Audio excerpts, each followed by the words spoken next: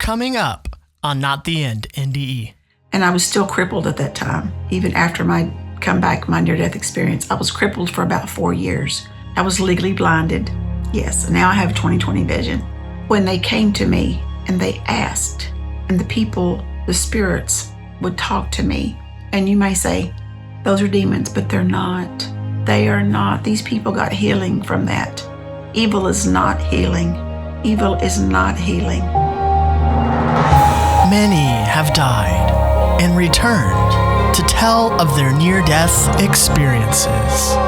Their incredible stories reveal to the living that this is not the end.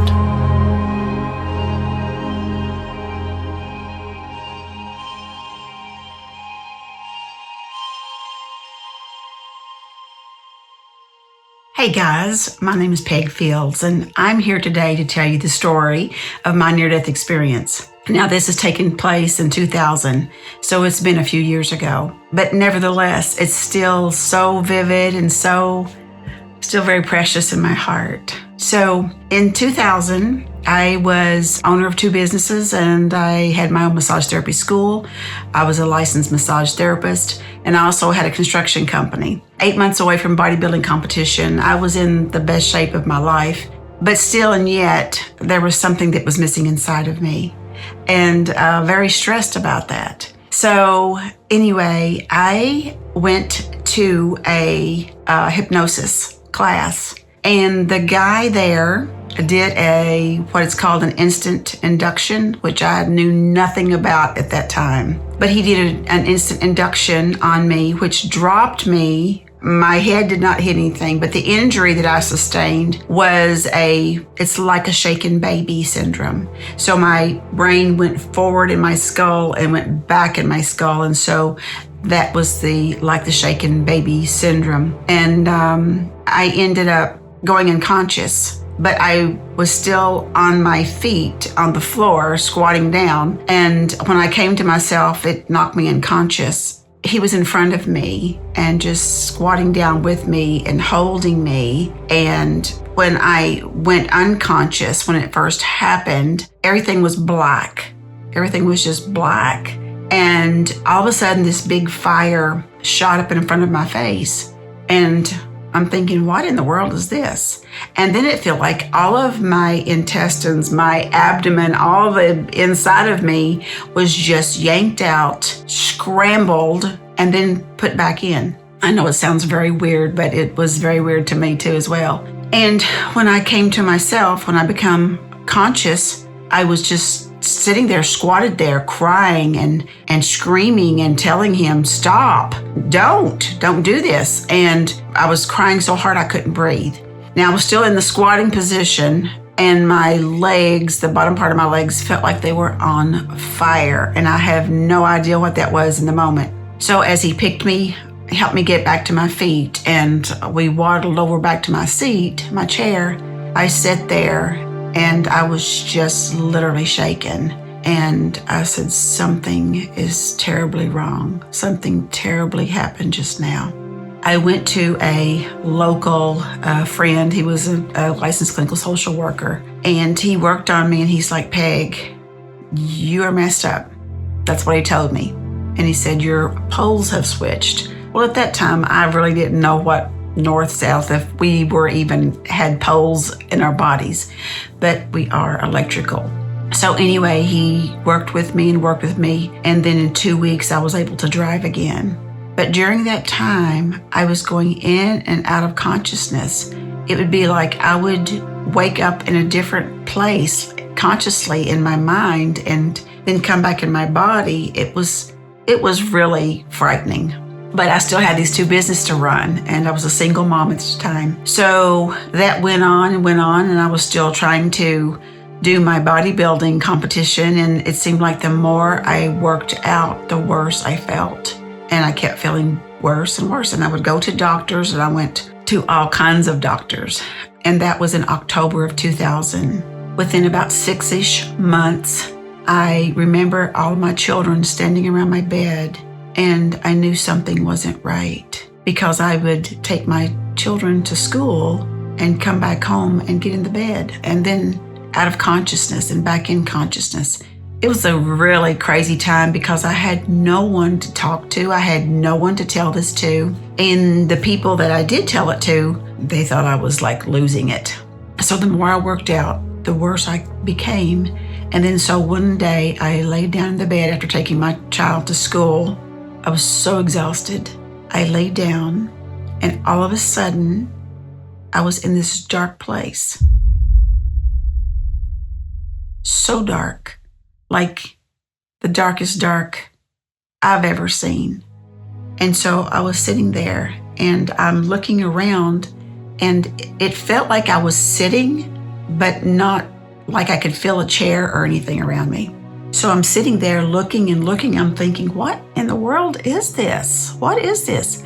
But I had no pain. It was glorious because I had had so much pain up until that time. And all of a sudden, on my upper right hand, there was a little tiny speck of light. And of course, in a very dark room, you're going to see that little spark. And I looked and it got bigger and bigger and bigger. And when it got the size of about maybe a golf ball, it was like I could breathe again. And then when it got a little bit bigger, about the size of an orange, I reached my arm up to it.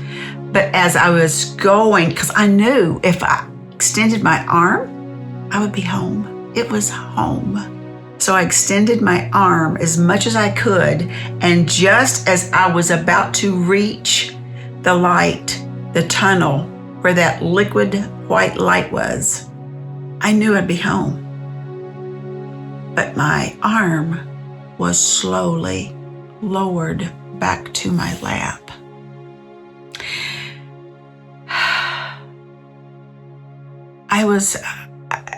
No words.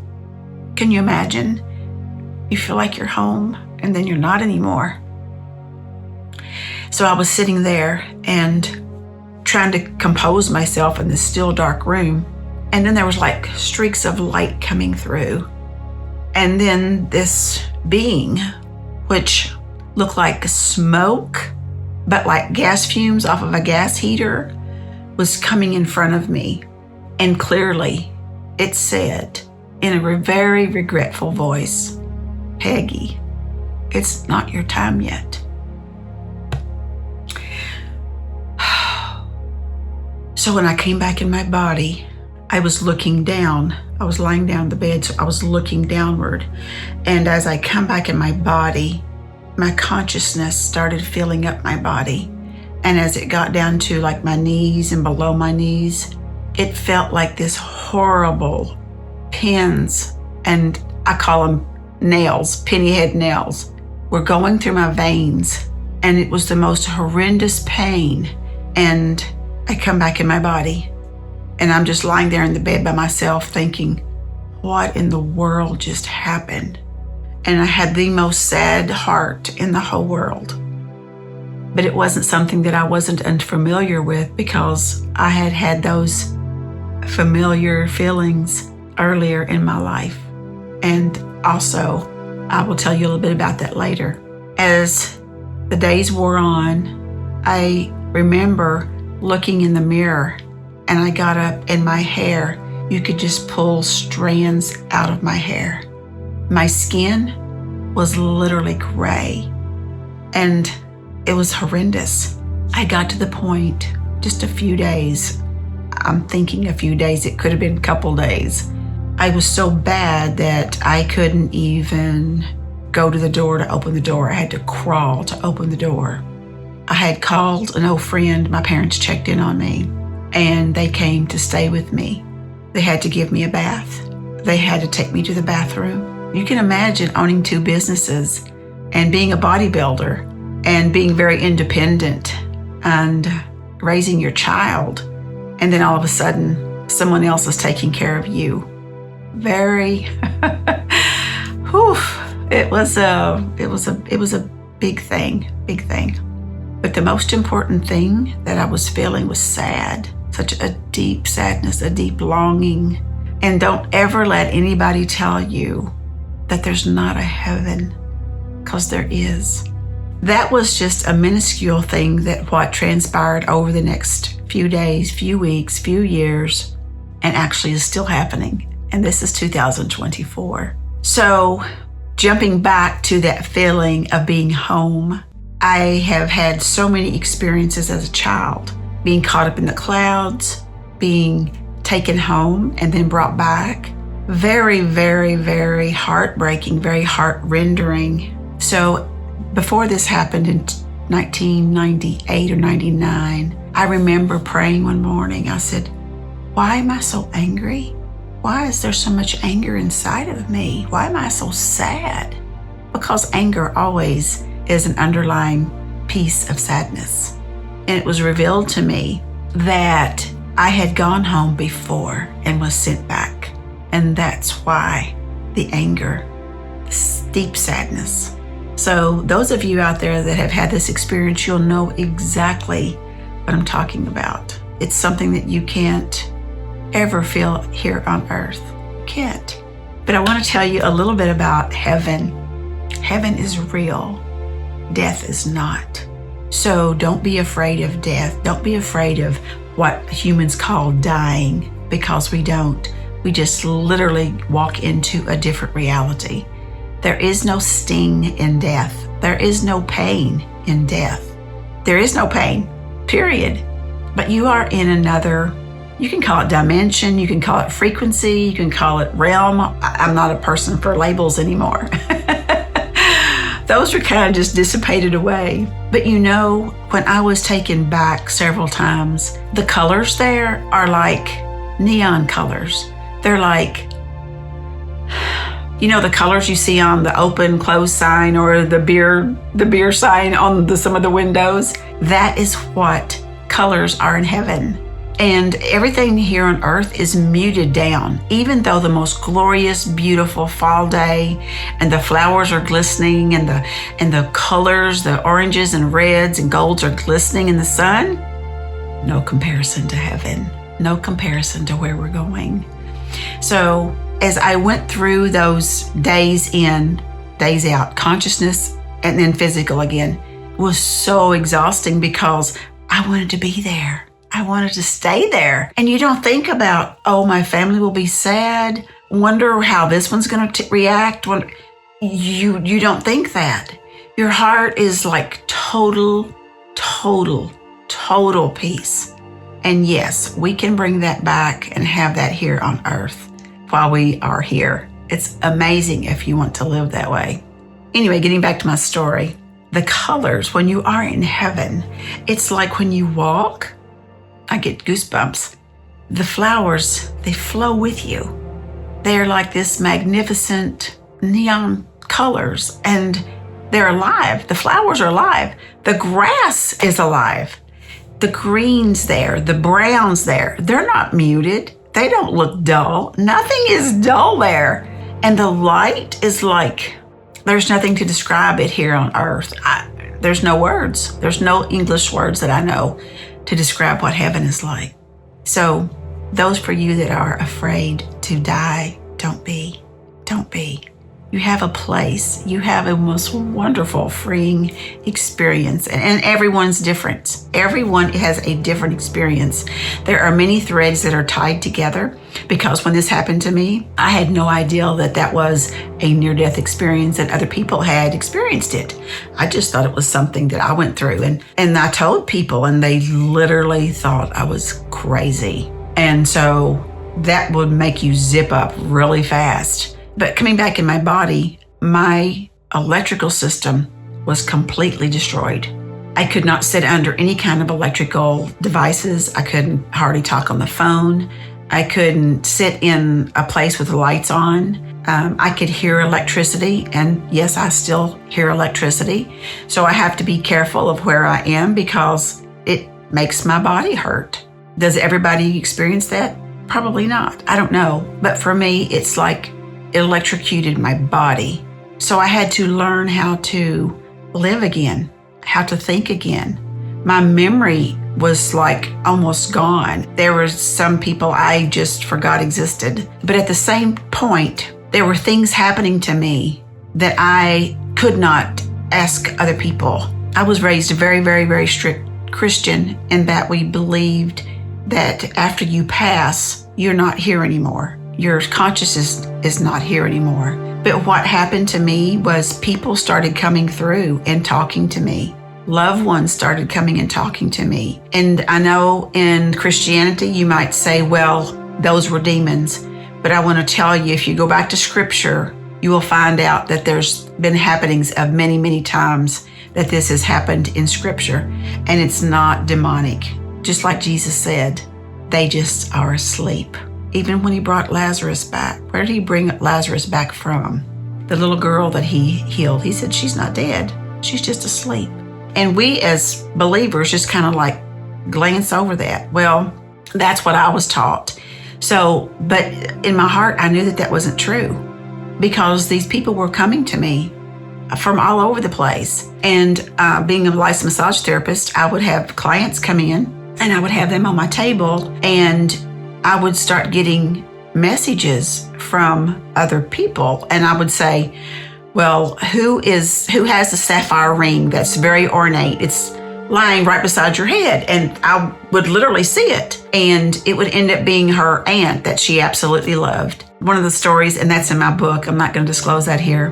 But I kept these things so close because certain members of my family to this day will not speak to me because I try to shut it down. I tried to shut all of this down. I went to everybody trying to figure out what's going on. So in my journey, I was led to a lady that told me that these are not things that are individualized. It happens to a lot of people. So she started telling me how to research, how to look at people to see what I was seeing. Because at that time, so many things were opened up to me. Like I said, my electrical system was burnt, literally. But at the time, I didn't know it. So I'm going through life and I hear these people coming through and saying, would you please tell my loved one that I'm with them and that whatever it was in their life, I had no idea, but they did. So the message was not for me. It was the person on the massage table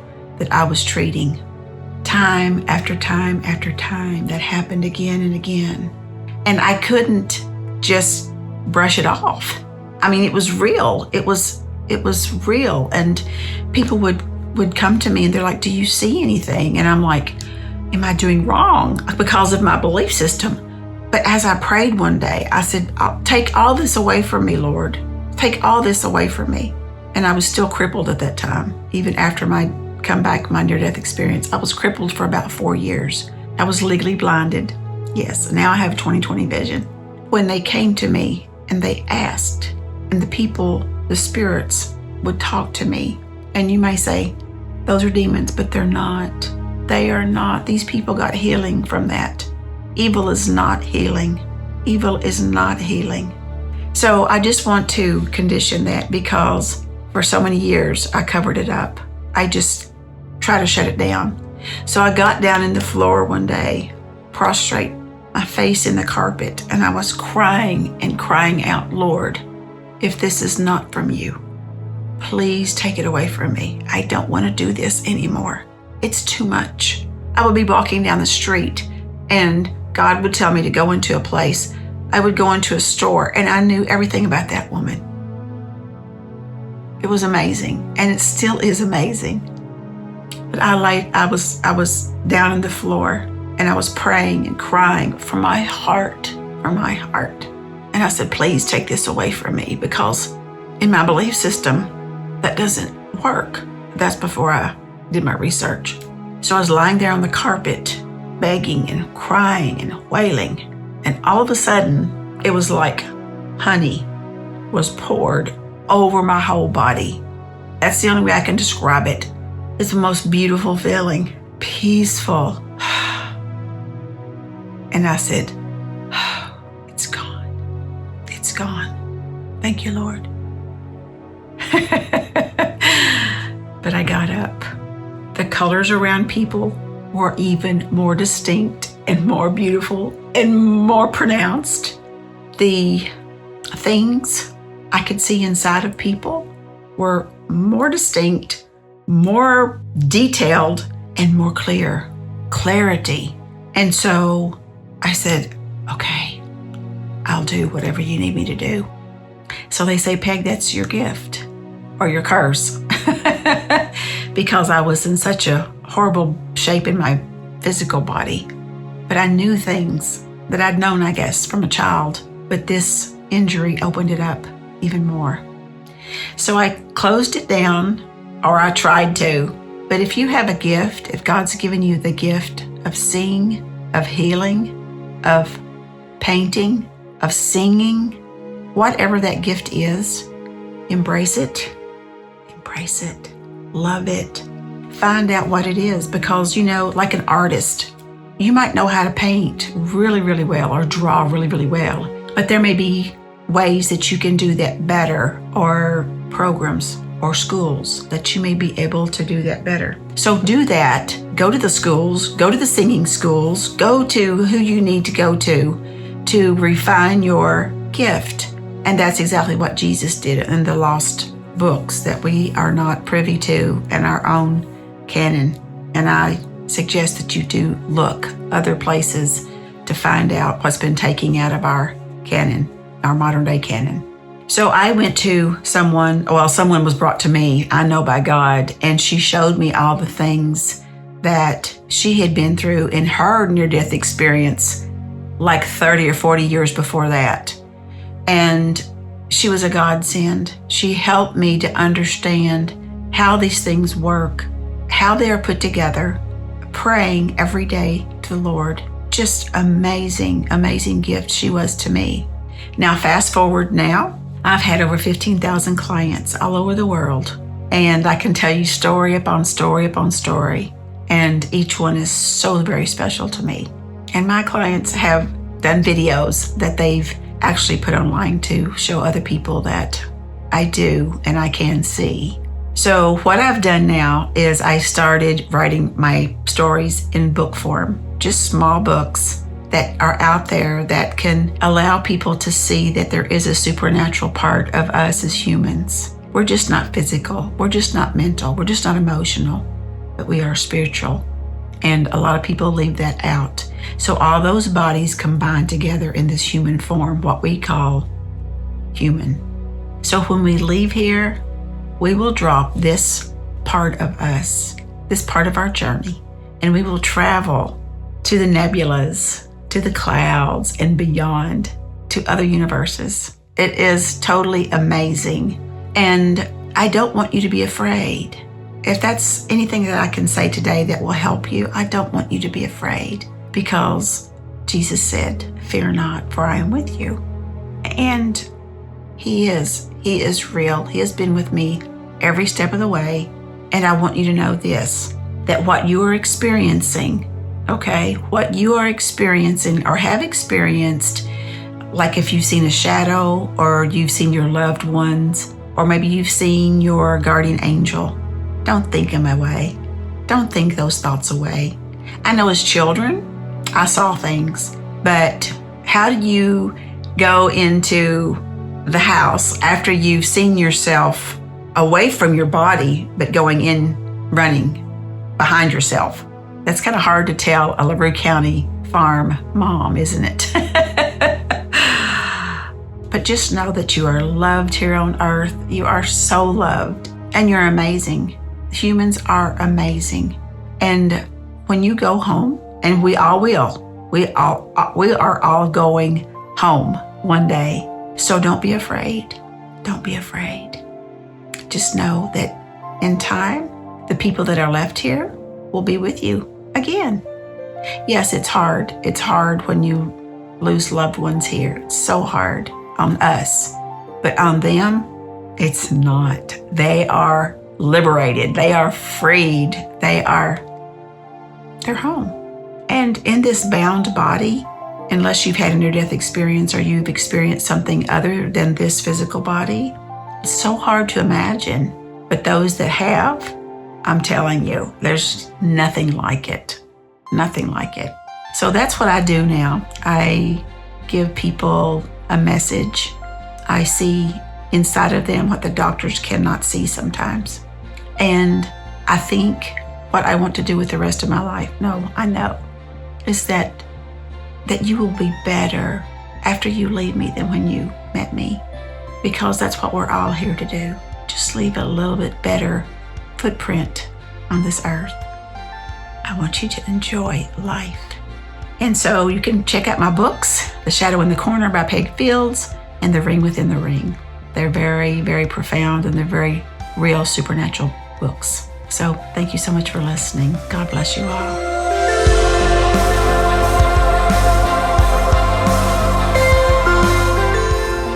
How is this story meaningful to you? If you're watching on YouTube, tell us in the comments. If you're listening to the podcast, leave a review and tell us there. If you or someone you know have a similar kind of story, please also leave that in the comments or send us a message at our website. Maybe we'll feature you. Visit nottheendnde.com. Be blessed and a blessing, my friends.